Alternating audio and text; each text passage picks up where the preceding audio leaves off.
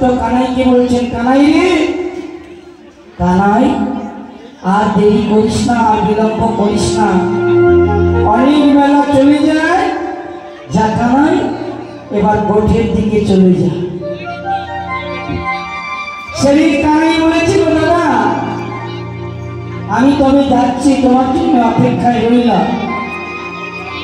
তুমি কতক্ষণে জন্মদিনটা শেষ করবে আমি জানি না, তবে তোমার জন্য আমি অপেক্ষায় রইলাম। ভক্তমন্ডলী, ভক্তিমতী মায়েরা, সেদিন ছোট্ট কানাই ওই দাদা রাখালগণকে সঙ্গে নিয়ে খেলার মাঠে খেলতে চলে গিয়েছিল। আর এখানে মায়ের হাতে বলরাম জন্মদিন পালন করছিল। মহানন্দে মা আমার পায়েসখানা রন্ধন করে বলরামের মুখেতে তুলে দিয়ে মনের আনন্দে যতন করে ছেলেটিকে জল খাইয়ে মুখখানি মুছিয়ে দিচ্ছে। এটাই হলো মায়ের সেই প্রকৃত ভালোবাসা। তাহলে দেখবে সত্যিকারের মা যারা হয়, যাদের ঘরে কোনো পুত্র সন্তান নেই, তারা কিন্তু গোপালকে ভালোবাসে। গোপাল, যে গোপালকে নিত্য নিত্য এবেলা একবার ওবেলা একবার সেবা দেয়, সেই গোপালকে ফেলে মা কোথাও যেতে পারে না। কেন? মা তো জানে যে আমার 10টা নয় 5টা নয়, আমার ঘরের ছেলে নেই তা কি হয়েছে, আমার গোপাল তো আছে। তাহলে আমি আমার গোপালকে নিয়ে আমার সর্বস্ব জীবনটাকে কাটিয়ে দেব। তাই মা সেই ছোট্ট গোপালকে নিয়ে একদিন বাড়ি ছেড়ে বেরিয়ে গিয়ে নগরে নগরে মা গোপালকে নিয়ে ভিক্ষা করেছিল। মনে রাখতে হবে যে প্রভু আমার ভিক্ষা ছাড়া কোনো কিছু গ্রহণ করে না। হ্যাঁ, এই যে গ্রামের মহোৎসব হয়, অনেক অনেক জায়গাতে দেখা যায়, নিশ্চয়ই আপনাদের দিকেও নিয়ম আছে যে অন্তত 5 বাড়িতে হলেও ভিক্ষা করে আনতে হবে। মহাপ্রভুর এটা আদেশ, এটা নিয়ম। তবে আমার প্রভু ভিক্ষা ছাড়া কোনোদিন অন্ন গ্রহণ করে না।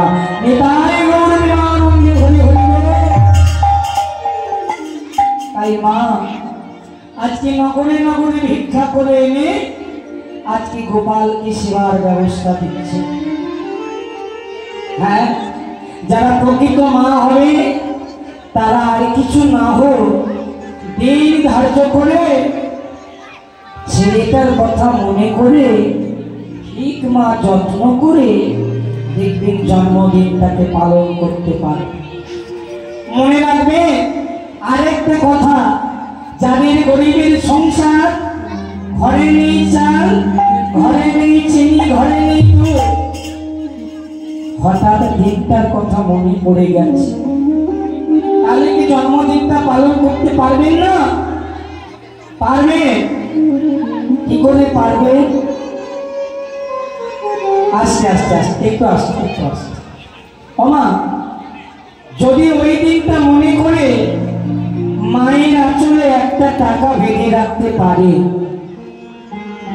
আর ওই 1 টাকার বাতাসা পাড়ার দোকান থেকে কিনে এনে যদি জল খাইয়ে সেদিন সন্তান মঙ্গলের মাথায় হাত দিয়ে আশীর্বাদ করতে পারে, সেদিন নাকি সেই সন্তানগুলো কৃপা পায়, কৃপা পায়, কৃপা পায়। একেই বলে আসল জন্মদিন। নিতাই গৌর প্রেমানন্দে হরি হরি। মনে রাখবেন, যদি আমরা এমনি ভাবে ঠিক সত্যিকারের জন্মদিনটা পালন করতে পারি, তাহলে কি হবে? ছেলে একদিন মাকে মা বলে ডাকবে, বাবাকে বাবা বলে ডাকবে। হ্যাঁ, একদম বিফলে যাবে না। যদি একটু এদার ওদার করে ফেলি, মানে যতটা হাই লেভেল করে ফেলব ততটাও ওদিকে বেকার হয়ে যাবে। মনে রাখবে, ঘরের ছেলে ঘরে থাকবে, কিন্তু আরো ছেলে একটা আমার আছে, এটাকেও মনে রাখতে হবে। রেখে কি করতে হবে? ওই নিতাই চরণে ভর্তি রেখে আমার সেই নিতাই গৌর দুটি বাহু প্রসার করে আমাদের জন্য অপেক্ষায় বসে আছে, আশা পথে। তাহলে তার চরণে গতি হওয়ার জন্য কখন আমাদের দেহ থেকে প্রাণ চলে যাবে তা কেউ আমরা বলতে পারি না। আজকে আমরা এখন এই পথে আছি, আবার নাও থাকতে পারি। তাই মা, যতক্ষণে দেহে প্রাণ আছে নিতাই চরণ আশ্রিত ছাড়া হলে হবে না। সকলকে নিতাই চরণে ভর্তি রেখে নিতাই জয়গান করতে করতে সবাইকে চলে যেতে হবে। পথ অতিক্রম করি, চলো সকলে মিলে একসঙ্গে নিতাই চরণে ভর্তি রেখে আমরা পথখানি এগিয়ে নিয়েছি। নিতাই এনেছে হরিনা, ওই ভাবে মাঝে অমৃত সদা কোন মিলাই হরিনা।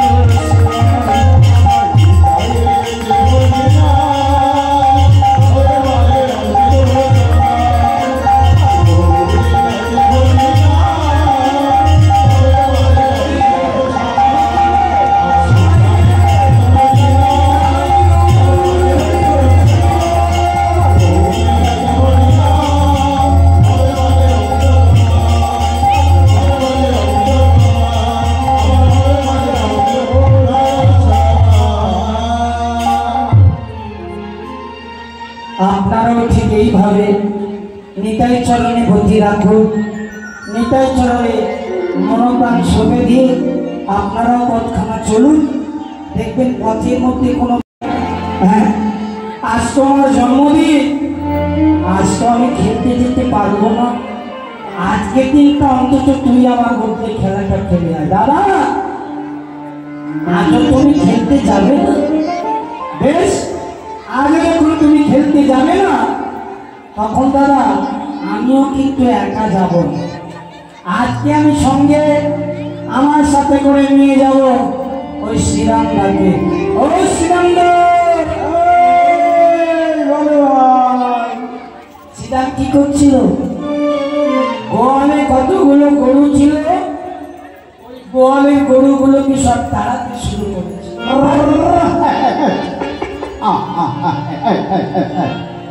সব তাড়াতে শুরু করেছে। যতগুলো গরু ছিল সব ধবলি কমলি সব মা পার হয়ে চলেছি। ছোট্ট কানাই গিয়ে বলছেন শ্রীরাম দা বলো, সব তুমি তাড়িয়ে দিলে, তাহলে আজকে কি খেলা হবে গো? লাঠি খেলা হবে। শ্রীরাম বললেন আজকে লাঠি খেলা হবে। এই না ভাই, তোমার হাতে লাঠিটা তুলে দিল। ওই যে লাঠিটাকে হাতে তুলে দিয়েছে, আমি মনে মনে করছে এই যে লাঠি আজকে আমার হাতে দিলে, এই লাঠি যাতে তোমরা জন্ম জন্মান্তর না ফিরে পাও, আমি তারই ব্যবস্থা করব। তাহলে লাঠি তো আমার হাতে দিলে, খেলাটা কোথায় হবে? খেলাটা হবে সেই কালিয়ার তীরে। কানাই, আরে ভাই, এত জায়গা থাকতে দেখতে দেখতে তোর কালিয়ার তীরেই খেলাটা পছন্দ হলো? কানাই তো জানে কালিয়ার তীরে রয়েছে একটা বড় কালিয়না। ওই কালিয়ার তীরে আমি লাঠিটাকে ফেলে দেব, সেই কালিয়ার তীরে লাঠির নাম করে আমিও চলে যাব। ওই কালিয়নাথকে প্রহার করে কালিয়নাথের মস্তকের মধ্যে দাঁড়িয়ে আমি কতই না আমার লীলাখানি করব। এতটুকু কানার চিন্তা নয়। তাই কানাই কি করলো? ওই দাতাস রাখালগণকে সঙ্গে নিয়ে আর দেরি না করে সেই কালিয়ার তীরে গিয়ে মনের আনন্দে সখাগণকে নিয়ে খেলছে। খেলছে সেই সখাগণকে ছোটি ছোটি গাইয়া ছোটি ছোটি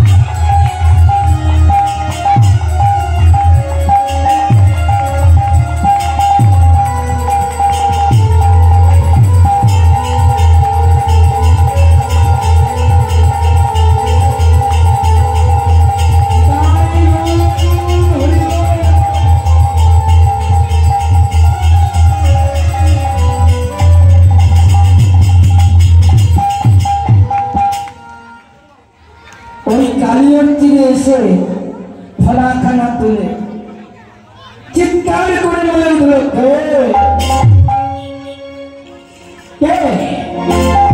কে বললি আমার চলে?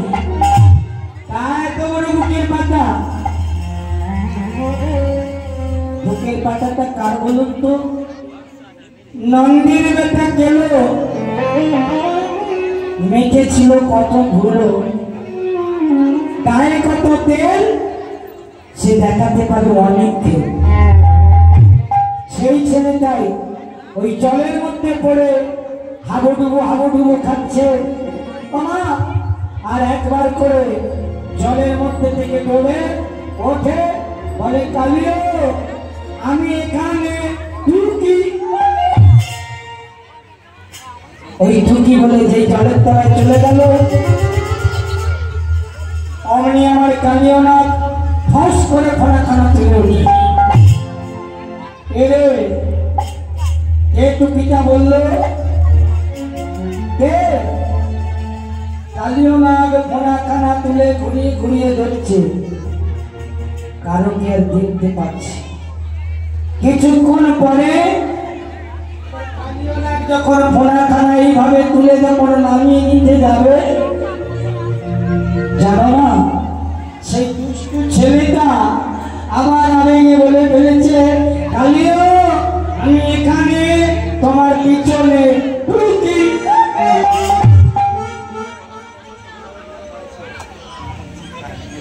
এই বলেছে এইটা তোমার পিছনে ঢুকি। অমনি কালিও না ফস করে ফোনা খারাপ তুলে ছেলেটাকে দেখতে পেয়ে, আর ছেলেটা তো টমটম বলে, ও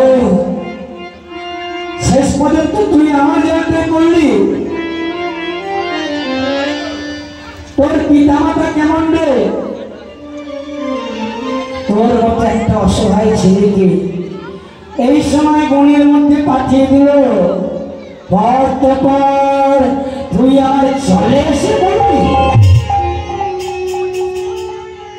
হ্যাঁ তোর পিতামাতা কেমন? সব জলে যখন পড়েছিস তোর ভগলীলাটা আজকে সাঙ্গ হলো হলো হলো। মা দেখো একটা সাপ ভগবানকে সামনাসামনি দর্শন করছে, এটি তার কর্ম, এটি তার ফলাফল। একটা সাপ ভগবানকে সামনাসামনি দর্শন করছে, আমরা মানুষ হয়ে পারবো না, আমাদেরকেও পারতে হবে, তবে অধৈর্য হয়ে করলে হবে। কেন? কৃষ্ণ চরণে গতি হয়ে কৃষ্ণ চরণে প্রণাম জানিয়ে সদা ওই পথখানি চলতে হবে, মুখে কোনো গানখানা গাইতে হবে। সকলে মিলে একসঙ্গে সবাই মিলে দুটি বাহু তুলে সকলে পেয়েছে, বাবা বাবা সুন্দর শোভা হয়েছে। একসঙ্গে সবাই মিলে কৃষ্ণ বলে বাহু তুলে চলো চলে বৃন্দাবনে।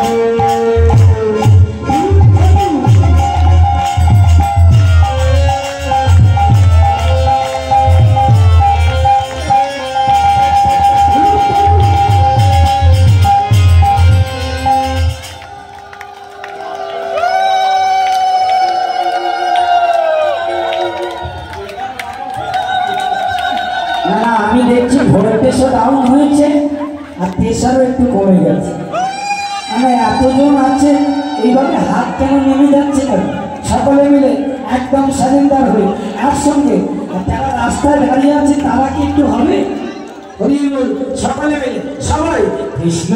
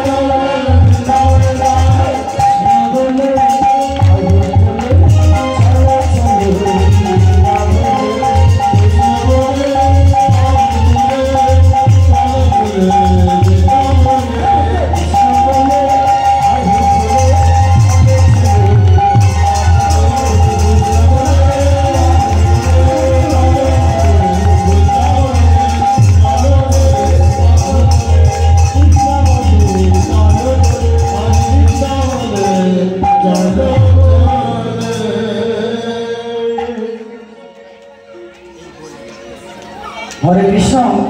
একটি বিশেষ ঘোষণা, যারা গন্ডি কাটবেন তাড়াতাড়ি চলে আসুন। আপনার ছিল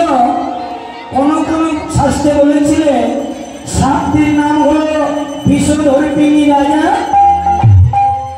আবার কোন কোন শাস্ত্রে বলেছিল সাপটির নাম হলো চন্দ্রধ্বজ রাজা।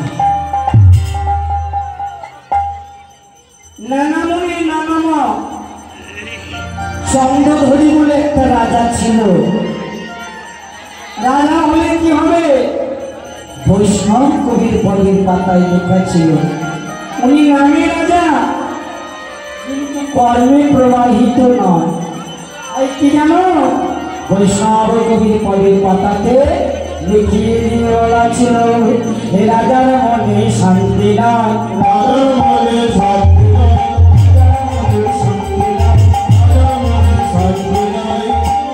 হরিবল হরিবল। রাজার আবার শান্তি নেই কেন? রাজা ব্যক্তি লোকের আবার শান্তি থাকবে না কেন গো? সুন্দর বাড়ি গাড়ি টাকা পয়সা ধন ঐশ্বর্য সবই আছে, তবে কেন রাজার মনে শান্তি নাই? আরেকটা জায়গায় লেখা কি করে থাকবে? ব্যাধির জামায় বড় সবে রাজার মনে শান্তি নাই, ব্যাধির জামায় বড় সবে রাজার মনে শান্তি নাই, ব্যাধির জামায় বড় সবে রাজার মনে শান্তি নাই, ব্যাধির জামায় বড় সবে রাজার মনে শান্তি নাই। আচ্ছা বেশ, তাই নয় হলো, বলে রাজার যদি কোনো ব্যাধি হয় রাজবৈদ্য দৈত্যকে সারাতে পারে। ওটাও একটা পদের পাতায় বড় করে লেখা ছিল কি, ও ব্যাধি সারবার নয়, সারবার নয়, সারবার নয়। কি এমন ব্যাধি যে ব্যাধিটা সারবার নয়? এই সেই জায়গা, মাকে লাথি মারার অপরাধের কারণে ব্যাধি। লাঠিটা কে মেরেছিল? রাজা চন্দ্রধ্বজ। কবে জ্বালা যন্ত্রণায় অস্থির হয়ে গভীর রাত্রিকালে বেদে অন্যায় অত্যাচার সহ্য করতে না পেরে রন্ধনশালায় গিয়ে মাকে ডাকতে শুরু করেছিল, মা আমার মা,